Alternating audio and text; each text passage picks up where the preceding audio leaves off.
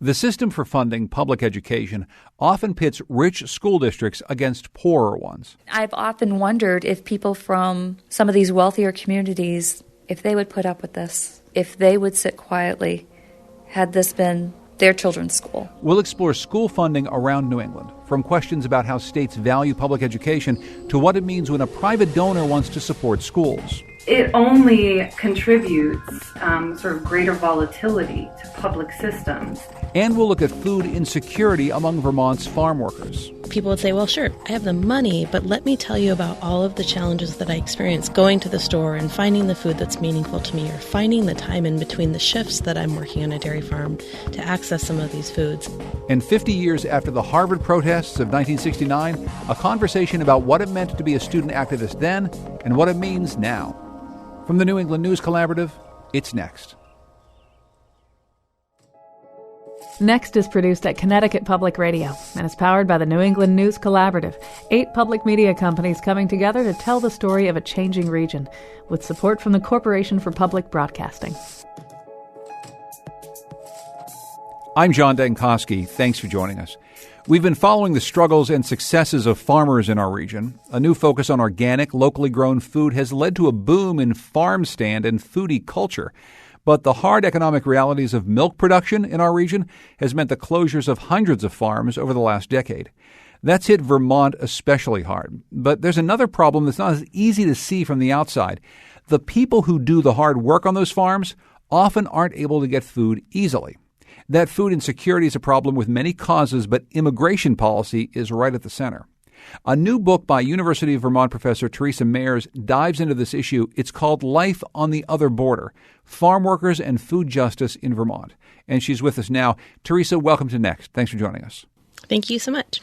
So we've got a pretty good idea in our heads of what Vermont's farming industry is like, but maybe you can tell us a bit more. What does the industry mean for the state's economy, first of all? Yeah, absolutely. So the dairy industry is really important here. Of all of the states in the nation, Vermont is the state that has the most dependency upon one agricultural commodity, and that commodity is milk. So right now, Vermont's dairies accounts for about 6,000 to 7,000 jobs in the state, provides about $360 million in wages and salaries, and about 80% of the state's farmland is dedicated to dairy production, whether it's for pastures or for growing feed crops or for the dairies themselves. And so dairy is very important for the state of Vermont, both culturally, but also economically, politically, and socially. It's a huge part of the state. It's a huge part of the identity as well as the economy. What's the workforce for the industry like right now? Yes, absolutely. So part of it is dependent upon the size of the dairy. One of the things that I look specifically at is the experiences of Latino migrant farm workers in the state, which tend to be working on some of the larger dairies, but not exclusively. And so the labor challenges have been really significant in dairy for a very long time. But beginning in about the late 1990s, what we started seeing in the state was the growing importance of Latino farm workers for maintaining the dairy industry, particularly the large production that we currently see now. I'm wondering if you have an idea how many of these workers are documented, how many are undocumented currently? Yeah, so currently there's an estimate of about 1,000 to 1,200 Latino farm workers in the state, according to University of Vermont Extension. And it's estimated that probably 90% of those are here without documents. One of the key things is that because the dairy industry is year-round work, workers in dairy cannot qualify for some of the other agricultural visa programs like the H-2A visa program. And so within the Latino immigrant farm worker community, the majority of those are undocumented. When we talk about workers who come to work in the dairy industry here, because it's a year-round industry, does it mean that people come from outside the country, work here, and then stay here for years on end? Oftentimes, yeah. And one of the big changes that's happened, especially since September 11th, and especially since we've seen a really sort of growing militarization and level of violence along the U.S.-Mexico border, many people sort of talk about how 9/11 resulted in people being stuck in the United States, where we might have seen more circular migration previously. Because that process of crossing into the United States has gotten so risky and so dangerous and so expensive, a lot of times that has resulted in people staying here often for longer than they originally planned. And so, yeah, a number of the individuals that I've been working with have been working not only in Vermont, but have often moved back and forth between New York and other parts parts of the United States and have been here often for years on end. What is life like for these folks who live for sometimes years, sometimes for months on end, on a dairy farm in Vermont? Maybe you can paint us a picture, if you would. Yeah, I don't think it's really easy to generalize that because I think it depends a lot on the particular farm that people are working on, their level of social connection, where they're living in the state, their experiences of whether they're here with their family or whether they're here alone. So I don't think there's really a way to generalize it, but I often think about the story of a friend of mine named Juana, and I'm using a pseudonym there, who came to Vermont to join her husband and who eventually did find work on a dairy farm, although wasn't necessarily a full-time worker. And she had 2 children that were born in the United States, 2 children that were born in Mexico and remained in Mexico. And her life was definitely difficult. She came from the state of Chiapas. Her family, they are coffee growers. And one of the things that she described to me is that her life back home was a hard one. It was one of poverty. It was one of instability. But she often compared it to her life in Vermont. And she would say, well, I have more money here, but I don't have the freedom here. One of the things that farm workers experience often is a level of fear and anxiety about leaving the home or leaving the farm. And she certainly had that fear. Her older son, who did come to work here in Vermont shortly after he moved here to work in the dairy industry, was detained while he was out shopping for party supplies. And so that added to some of the difficulties that Juana was experiencing. Eventually, she did return to Chiapas because of some family tragedy and some of family loss. But I think the thing that I always remember about her story and about her experiences is she compared the sort of poverty and freedom in Mexico, but relative wealth and lack of freedom here in the United States. And that lack of freedom comes in large part because almost the entirety of Vermont is within this 100-mile zone away from borders of the United States, which means that Customs and Border Protection is able to operate much more freely. Is that part of what is leading to Juana and others, their fear of going outside, going out into public? Absolutely, yeah, that's part of it. The other part is that Vermont is one of the least ethnically diverse states in the country. Sometimes we're number 1, sometimes we're number 2, but because it is a state where people of color are often very visible, especially in rural areas, that adds to some of the anxieties and fears of being out in public. So that, coupled with the fact that we are a border state and 100 miles, which is a big chunk of the state, and especially a big chunk of where we see dairy farms is within that 100-mile border, that adds to a series and sort of a complications of events that leave people often very fearful of leaving the home. Yeah, and there's some real impacts for these people. Our reporter at VPR, John Dillon, has been doing a lot of coverage around this issue. He spoke with a farm worker named Olga, and here's a clip of her. She's speaking through an interpreter here. So she said that there were plenty of occasions she needed to call an ambulance for an emergency. She heard that even the police is turning people to immigration, and that could, if she calls for an emergency, maybe police is going to be involved. So she's been really afraid, and at her household, everybody's been afraid to reach out to an ambulance or to the hospital or the police. Teresa, I'm wondering if you can line up what Olga has said there with some of your experiences, some of the people that you've talked to. Is that a lot of what you're hearing? Absolutely, yeah, and I know her story pretty well.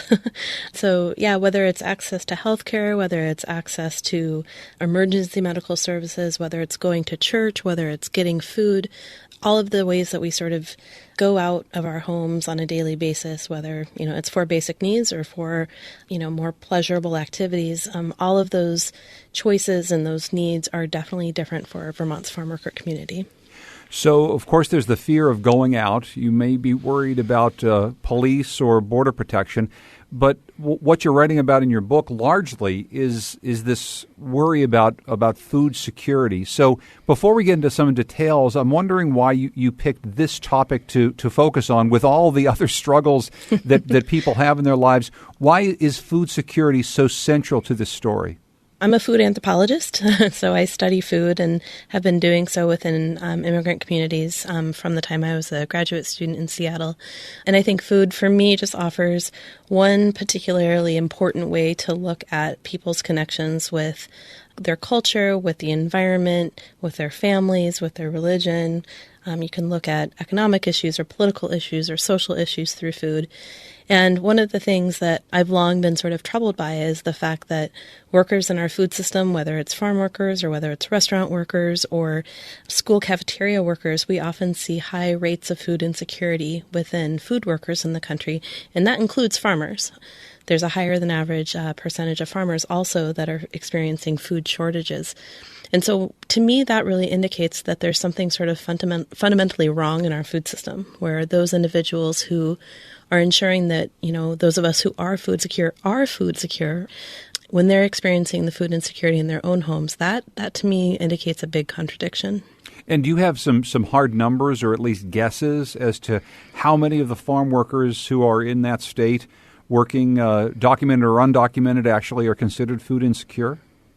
Yeah, so part of the research that goes into this book is based both on my administering something called the U.S. Household Food Security Survey Module, which is a USDA tool that is used to understand household food security in the United States, as well as more in-depth qualitative interviews. I'm an anthropologist, and I like to talk to people for a long time, especially about some of these topics. And so the food security surveys that I conducted with 100 farm workers in the state indicated that about 18% of farm worker households are food insecure, and that compares with about 10% for the Vermont average. I think the problem, though, is that those numbers fall short in really capturing the complexity of food access and capturing some of the more lived realities of food security. And so while that number is even though it's elevated compared to the overall Vermont average, I think it's a huge underestimate. And part of it is because that instrument is really indicating that, based on this assumption that if you have access to money, you have access to food.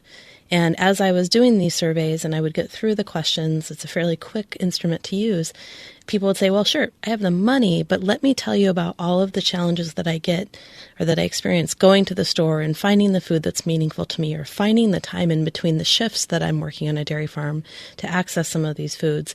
And so while, the hard data shows 18%, if we look at some of the qualitative data that I would have from this project, I would estimate that, nearly everyone is facing some kind of food access barrier. And so, again, I think that points to some of the realities that individuals are experiencing here in Vermont, and also some of the sort of really complicated matters that we can think about when we think about food security. What about food consumers, people who love Vermont cheese, people who want to spend time on a Vermont farm and take part in this long-standing agriculture tradition? I mean, what do you think they need to take away from the fact that the farm workers who are getting you that milk or cheese likely don't have anywhere close to the access to fresh food that you do? Yeah, so I'm a Vermont cheese lover myself. I think one of the things, whether it's sort of our appreciation of dairy products or whether it's appreciation of going to restaurants and enjoying that, I think in general, the average U.S. consumer, as we are showing concern about, whether food is organic or whether it is local, I think we also need to be more concerned with the working conditions that it's produced with and through. And so I think, starting to ask questions and starting to really look into the sources of our food, not just the whether it's organic or not, whether it's just local, but really thinking about does this particular farm or restaurant or tortilla factory or whatever it happens to be, are they treating their workers well? I think that's a really important set of questions that consumers can start and continue to ask. Teresa Mares is author of a new book called Life on the Other Border, Farm Workers and Food Justice in Vermont. She's also an associate professor of anthropology at the University of Vermont. Teresa, thank you so much for joining us. I really appreciate it. Thank you so much. Like the farm workers we just profiled, Maria Merida can't move freely. In fact, it's been a year since she's gone to the grocery store or even on a walk, because during that time she's been staying in a Boston area church, living in so-called sanctuary in hopes of avoiding U.S. Immigration and Customs Enforcement, or ICE. Reporter Shannon Dooling met Merida shortly after she arrived at the church and recently spoke with her again, and she brings us this update. Maria Merida says she's been keeping busy in the year since we met. She has English classes 6 days a week and smiles when she says she can now read some things in English. Every now and then, she'll venture into the vegetable garden in the churchyard, but that's rare. She never goes farther. This is a problem that I'm examining myself. There's something in my heart that makes me sad. I don't feel like going outside. I feel like if I go outside, I'm going to want to go home. So I'd rather just stay in. Merida is from Guatemala and has a final order of removal after entering the U.S. illegally in 1994. Her husband was deported back to Guatemala in 2016 and her eldest son last year. Before these recent years of upheaval, she and her family lived in Lynn for more than a decade. Her husband worked as a gardener and their children went to school. 3 of her sons, now 23, 19, and 17, are U.S.-born citizens. They're living on their own. The 2 youngest boys have dropped out of high school since Merida has been living at the church, which she says breaks her heart. She tries keeping in touch with text messages, but the boys aren't able to visit often. She last saw them around Christmas. That's what I'd love the most, to be with my sons. But I can't go there because at any moment ICE can come to the house and take me. So I feel safer here, although I'm sad. I'm not happy because my heart is broken for my sons, for my family. So here I have the security that I'm protected. Still, she worries. Her eldest son was the primary source of income for the younger boys after their father was deported, and now the boys are largely on their own. My son, when he was here, he was like a father for them. He told them to go to school, and they'd go to school. Now what happened destroyed everything, because now there's no father, no big brother, there's no mother. The boys are alone in the house. Merida says she fears for her life if she's deported back to Guatemala, where she was in an abusive relationship before marrying her husband.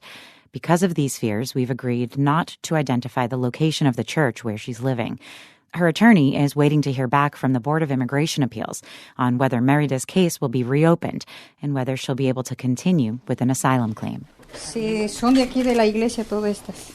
In the meantime, Merida is coming up on celebrating her 2nd birthday living in the church. She shuffles through a large pile of cards written to her last year from members of the congregation. She says this year she hopes to celebrate outside of the church.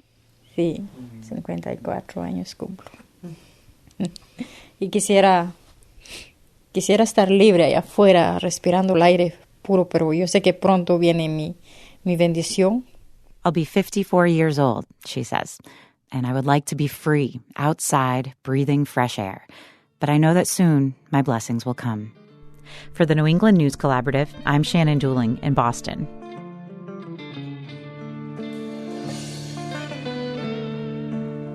Coming up, exploring activism across generations.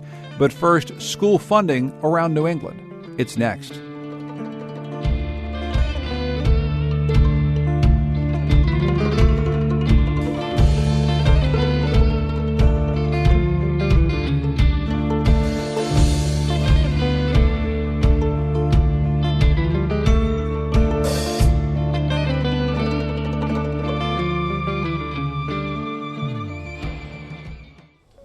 Next is made possible in part by our founding supporters who believe in the power of collaborative news coverage, including the Common Sense Fund, supporting the New England News Collaborative in its coverage of climate change and global warming. Support also comes from Douglas Stone and Mary Schwab Stone through the Smart Family Foundation of New York. How to pay for public schools is an issue that's at the heart of every town school board meeting and state legislative session. Many parents and cities have taken to the courts to get what they consider to be adequate funding for school districts. In a state like Connecticut, where there's a sharp divide between rich and poor districts, a Superior Court judge ruled that the state formula for school funding was irrational and unconstitutional, but then that ruling was overturned by the state Supreme Court. The biggest problem these suits is trying to address is how to balance funding in a system where property taxes are so vital to a district's survival. In wealthy suburbs, finding that money is easy, not so in many cities and rural towns. But in most New England states, there's at least a mechanism to distribute funding. Statewide income and sales taxes can help to balance the scales. But what about famously tax-averse New Hampshire? Lawsuits have challenged school funding there, too. And it's the subject of a new series from NHPR, Adequate: How a State Decides the Value of Public Education. Education reporter Sarah Gibson joins us now. Welcome to Next. Thank you. This series focuses on education funding around New Hampshire. And to really understand this, I guess we've got to go back to the 1990s in a lawsuit where school districts in New Hampshire sued the state. Can you tell us about these cases? Sure. So they're called the Claremont cases, and they lasted for most of the 90s. They're kind of these seminal state Supreme Court cases here in New Hampshire. And basically, a group of lawyers got together to represent 5 property-poor towns. These are mostly former mill towns that were really struggling to pay for education just with local property taxes. They went to the courts and said students have a right to an education throughout New Hampshire, and that just relying on property taxpayers to pay for that is unfair. So this lasted for a number of years, from 91 until 97. When we talk about property taxpayers, it's really important to note that in New Hampshire, property taxes are really what pays for education because you don't have a state income tax. That's a really important thing to know. Exactly, nor a sales tax. So property taxes are really what we rely on to fund services, many of our services here in New Hampshire. So these schools that the lawyers were representing, they were in really bad shape. Andrew Valinsky was leading the team of lawyers in the 90s, and he told me about his memories of visiting some of these schools. Allenstown used a converted bathroom for one-on-one sessions for special ed children. So the most stigmatized small child in the school literally went to class in the bathroom. That still haunts me. And other things that haunt him are, asbestos falling from all the ceilings, textbooks that were decades old. So for over the course of 6 years, there were tons of cases. It kept on going back to the courts. And finally, the Supreme Court in New Hampshire issued these big decisions that really changed how education happens here in New Hampshire, or were supposed to. The Supreme Court said it was the state's obligation to fund a, quote, constitutionally adequate education, and that the state had to fund it. So basically, taxes to fund this education needed to be fair and uniform across the state. So no more asking Allenstown to, have really high property tax rates in order to pay for its schools. Things were supposed to be uniform, regardless of where you were in the state, regardless of the wealth of your community. And where is this tax money going to come from? You've got this tax structure that's being imposed, but where exactly is the money to pay for it going to come from? Well, the court, many people said the Supreme Court overstepped, but the court did not legislate where the money comes from. They basically punted it back to the legislature and said, you lawmakers need to figure this out. Figure out how to basically fund education in a different way. And this took a couple of years to kind of hammer out. But basically, lawmakers went to the drawing board and they did all these complicated calculations to figure out, okay, so what is an adequate education? And how are we going to fund it? And there are some business taxes, a car rental tax. There's a number of little taxes that go to fund education now. But the reality is about 70% of education in New Hampshire is still being paid for by local property taxpayers. Well, and before we get more into how the money flows, which does sound very complicated and maybe it's a problem that's not entirely solved, there is still this question of adequate education. What exactly is meant by that? Well, that's a debate you'll hear every year in the State House, John. We have over 400 people in the State House, lawmakers who probably have 400 different ideas about what an adequate education is. Lawmakers tried to hammer that out, and they basically came up with some things about curriculum as well as the cost of teachers and benefits. And they came up with a number they said was based on what an average performing school in New Hampshire was doing in the late 90s, which they said was $3,400 per student. They said that should fund an adequate education in New Hampshire. They added a little bit more if you were learning English or you were a free and reduced lunch child or if you had special ed needs. It's increased a little bit over the years. So now New Hampshire says that it owes the school districts $3,700 per student and that should fund an adequate education.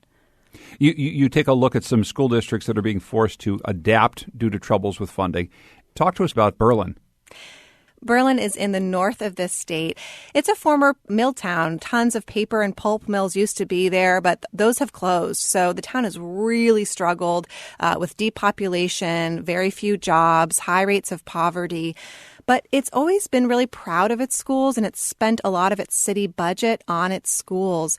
Berlin was one of the plaintiffs that sued the state in the 1990s, and they say they're kind of back to where they were then. Basically, property taxpayers have really high property tax rates compared to the rest of the state to fund education, and still it's just not enough. I mean, they're looking at laying off staff. They're not hiring staff when someone retires. They're even closing schools. And this is really heartbreaking for people there. I spoke to the chairwoman of the school board. Her name is Nicole Plud. I've often wondered if people from some of these wealthier communities, if they would put up with this, if they would sit quietly, had this been their children's school. We really need to recognize that kids move all over. How we educate them here matters. How we educate our kids, no matter where they are in the state, matters. So now in your series, you're reporting on a new lawsuit. It's by the Conval School District. Can you tell us what's happening there? Sure. So Conval is in the southwestern part of the state. It's a pretty rural area of the state. And Conval is interesting. It's not like these other towns that brought the original lawsuits in the 90s. It's considered pretty middle class. It certainly has pockets of poverty, but people were kind of surprised when last month they brought the state to court and said, you're not paying enough for education here. And their lawsuit really invokes Claremont. It basically says that this $3,700 you're spending, it's not nearly enough for an adequate education. And they actually say you need to triple that amount in order to fund an adequate education. So they're asking for millions and millions more dollars annually from the state. One of the questions that always comes up when the politics of education funding rise at a state house is, how are we going to prepare students in all districts in the state for 21st century jobs to make sure that we're economically competitive? Is this something that lawmakers and school district officials are talking about as they battle over how to fund education? Oh, absolutely. You know, we have a major workforce shortage here in New Hampshire. We boast about low unemployment rates, but the reality is we don't have enough people to fill jobs. And so it's really frustrating if you're in a school that is underfunded to hear everyone talk about how we need more people who are good on tech. We need more nurses. We need more teachers. And to say, well, I don't have the textbooks. I don't have the computers. I don't have the staffing. I don't have the paraeducators. I don't have the things I need in order to prepare kids to graduate from New Hampshire high schools, stay in the state, and build a career here. So it's a huge part of the conversation. And I think it's why this issue about New Hampshire's responsibility to students is maybe getting a little bit more traction right now. Sarah Gibson is NHPR's education reporter and reporter behind the series Adequate, How a State Decides the Value of Public Education. You can find links to the series at nextnewengland.org.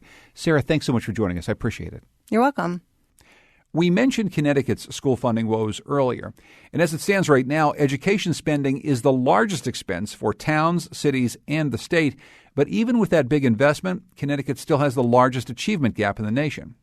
Now, hedge fund billionaire Ray Dalio's foundation has announced it's going to give $100 million to help fix the schools, and the state has pledged to raise $200 million more over the next few years, specifically to help students at risk of dropping out of high school.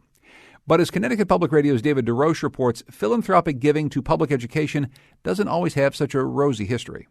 The hype is always big. So, Mr. Zuckerberg, what role are you playing in all of this? I've committed to a $100 million challenge grant. $100 million? But the results don't always live up to the hype. It made national headlines when Mark Zuckerberg gifted $100 million to Newark schools. Now, 5 years later, the experiment has largely failed. And Newark's still trying to... Facebook founder Mark Zuckerberg wanted to save Newark, New Jersey schools. But like many similar philanthropic projects, things didn't pan out as expected. Now, the hype's in Connecticut. Here's Governor Ned Lamont at the recent announcement at East Hartford High School. The Dalio Foundation has stepped up in a significant way. You know, it's a partnership we have together. the Dalio Foundation is going to contribute $100 million to make sure your education is the best that it can be. My initial reaction was, oh no, not again. Lauren Anderson is an education professor at Connecticut College.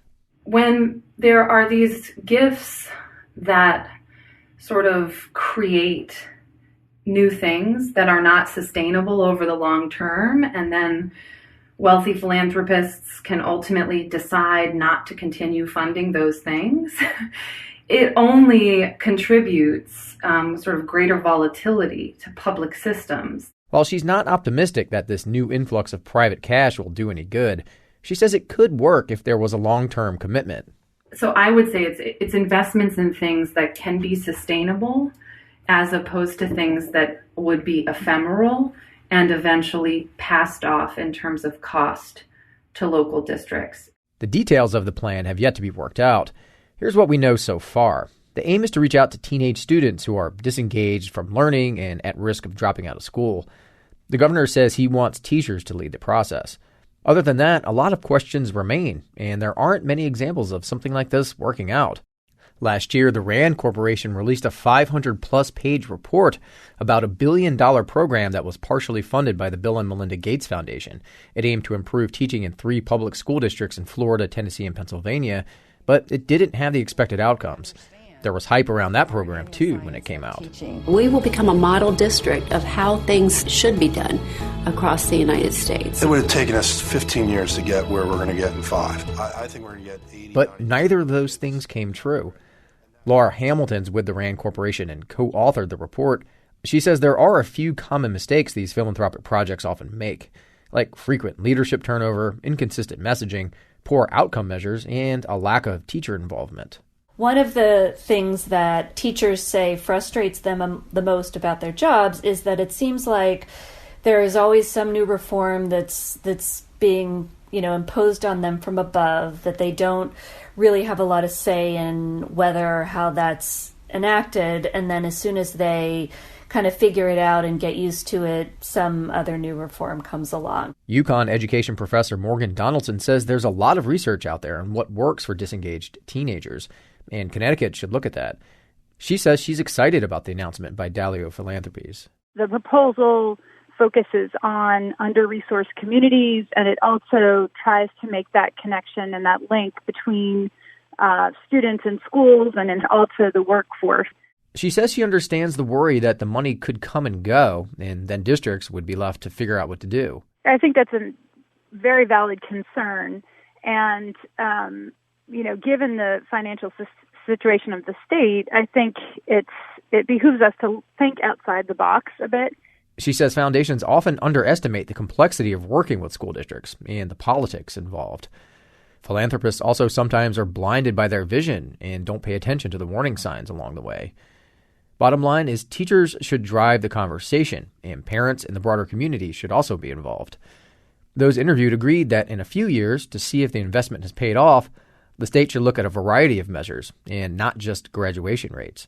For the New England News Collaborative, I'm David DesRoches in Hartford. A big cost for many school districts is transportation, especially in very rural districts. That's especially hard right now in muddy season when the snow is melted and the rain begins. Reporter Carrie Young from WBUR took a ride on one of the long routes in Coleraine, Massachusetts. It's in the northwestern part of the state. This is mud and ruts and a mess. It's just after the school day here at the Coleraine Central School, and bus driver Joanne Dady is about halfway through her route.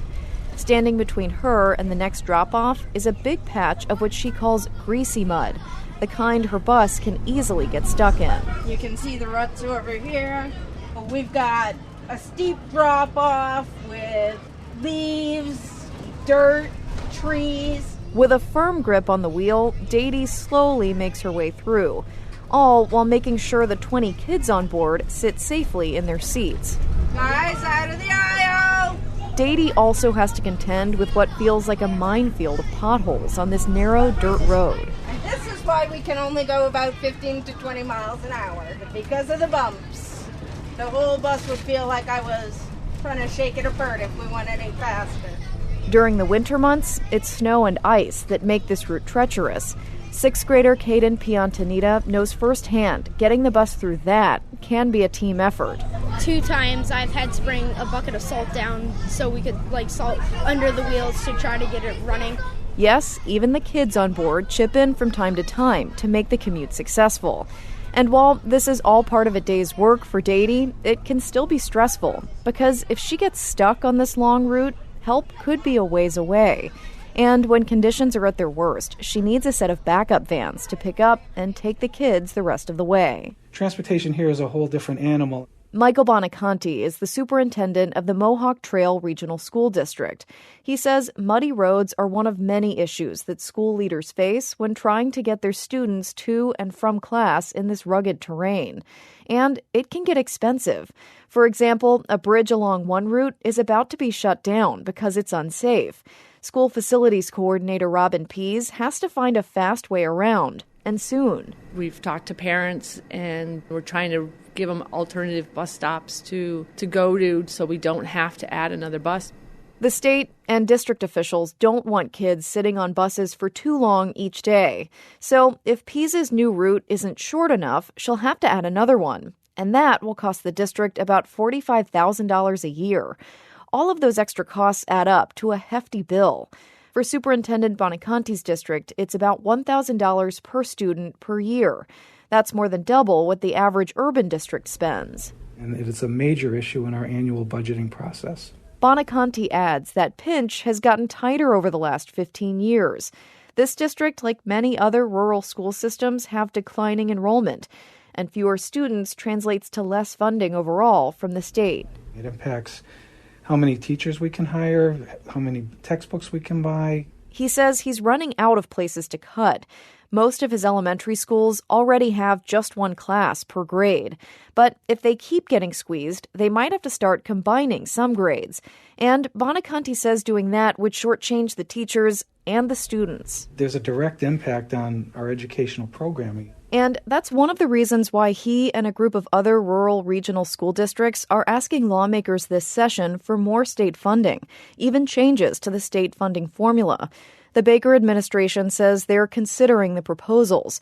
State lawmakers are already weighing proposals to make big changes in school funding across the board.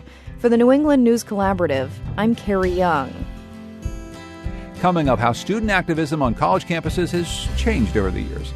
It's next.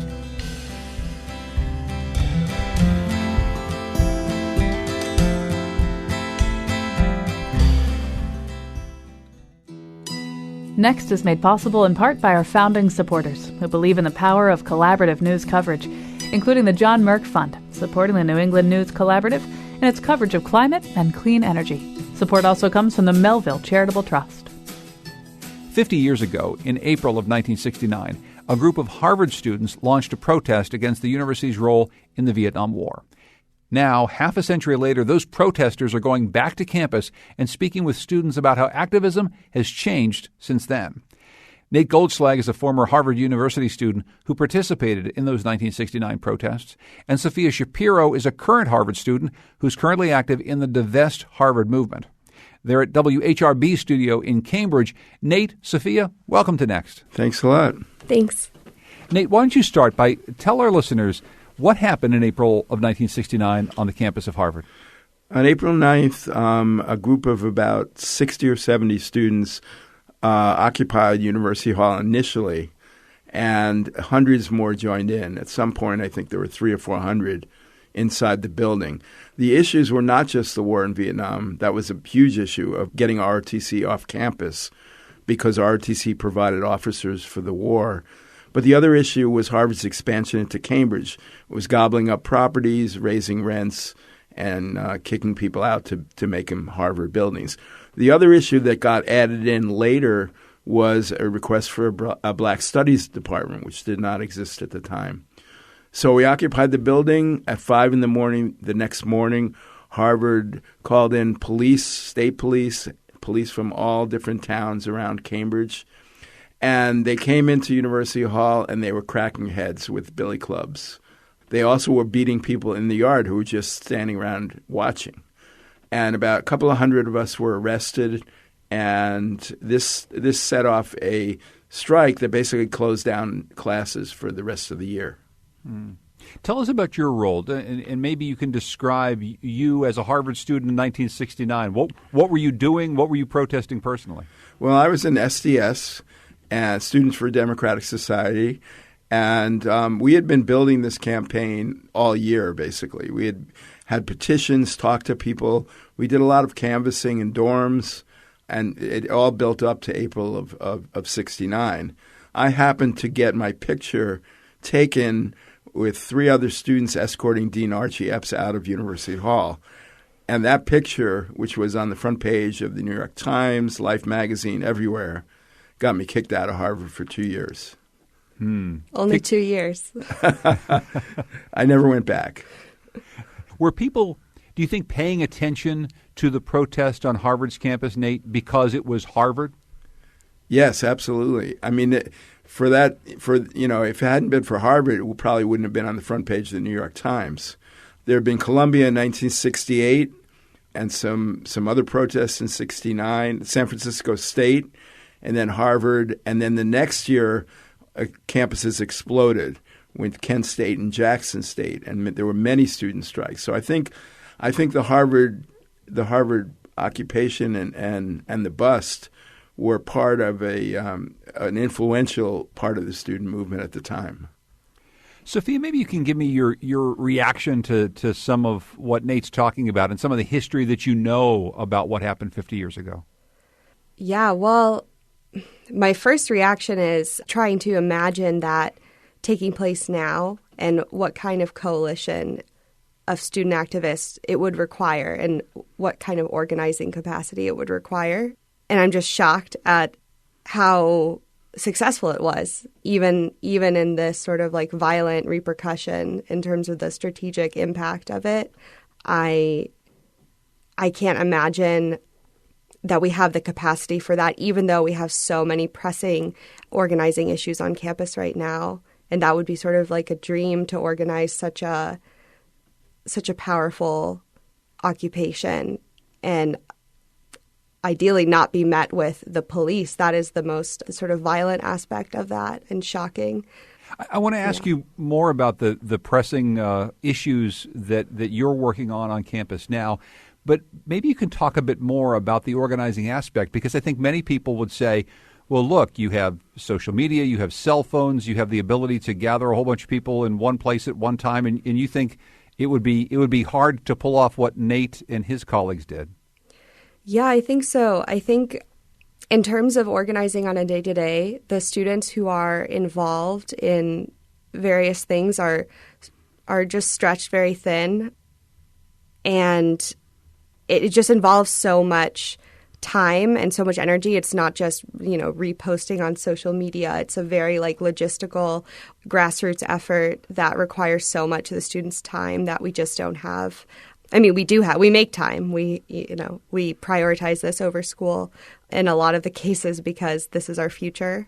Nate, I want to pick up and maybe you can talk about how you did organize these protests, because I can imagine that the students on the Harvard campus in 1969, they had a lot going on their plates as well, beyond just protesting against the war and other things that were very important to you. How did you get these large groups together? Well, it was very different times. All the men faced the draft at that time when they got out of school. So there was a real chance of people getting sent to Vietnam. The government got smart after the Vietnam War and instituted a volunteer army, but at that time, everybody was vulnerable to be drafted and sent to Vietnam. So that certainly had a big impact on organizing. And, there have been very successful protests at Harvard. 4 years ago, there was a Divest Harvard movement that blockaded a building, got a lot of people involved. Oh, yeah, that was us. That was you. Yeah. And so I think there's been a continuum of protests at Harvard, not all necessarily as dramatic as the occupation of University Hall. But Harvard learned a lot from that. They learned that you shouldn't bring in cops and beat students up because it leads to more and more students supporting those who are protesting. So I think the government learned no draft, Harvard learned no cops, and things are different now. Sophia, you said that was us. Can you tell us about that?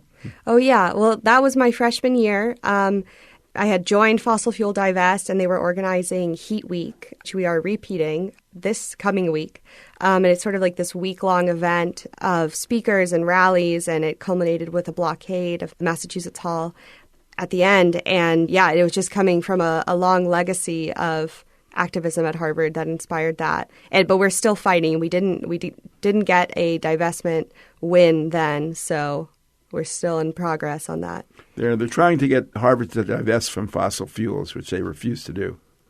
Nate, how do you see this imperative of climate justice comparing or contrasting with the time you've already described of the Vietnam War, where literally young men on Harvard's campus were trying to keep themselves and their friends and colleagues out of a war they considered unjust? I mean, there was something very, very personally pressing. Climate change is huge, but it's not quite the same as saying, I'm going to go be sent off to a war I don't support. Well, that's right, but I think that the students of today really look at what's happening with climate change, and it's a huge issue for them. I mean, when things get really bad, I'm not going to be here, but they will be, and their children will be. So I fear for my grandchildren who will be growing up in a world where pretty much right now nothing is being done to fight climate change. So I think it is a big issue. It's not the immediate issue of going to war, but it's a huge issue among young people these days.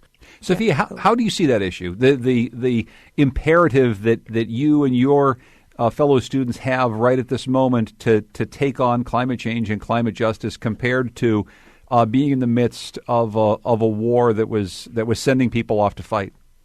Yeah, I think that there are some pretty important similarities in terms of the urgency that we feel, especially like as young people on this campus, about climate change. But it's different. It's not the same urgency. And I also wonder if the difference might be the impact it had on men on campus, because I feel like a lot of the activism taking place, especially that draws important connections between the fossil fuel divest movement, the prison industrial complex, the military industrial complex, all of these things are really spearheaded by women of color. A lot of the people doing work on these things are women. I wonder if we had a stronger involvement of men, if that would help.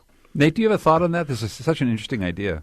Well, I'm actually encouraged that women are taking the lead. In 1969, there was a lot of sexism in SDS. And in fact, a strike steering committee was elected that had no women on it, and it was pretty embarrassing. So then two women got put on the strike steering committee.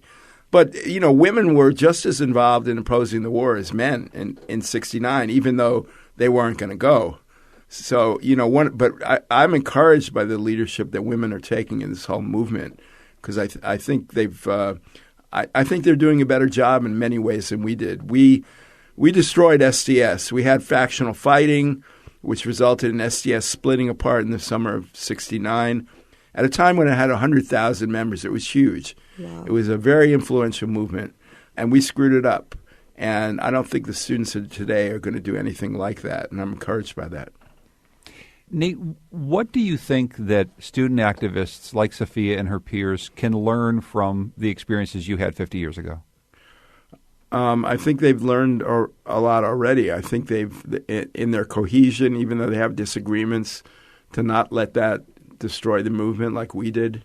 The role of women, and that women can provide great leadership, I think they've learned that. So, you know, I think they've learned a lot and are in many ways smarter than we were. Nate Goldschlag is a former Harvard University student who participated in the 1969 protests.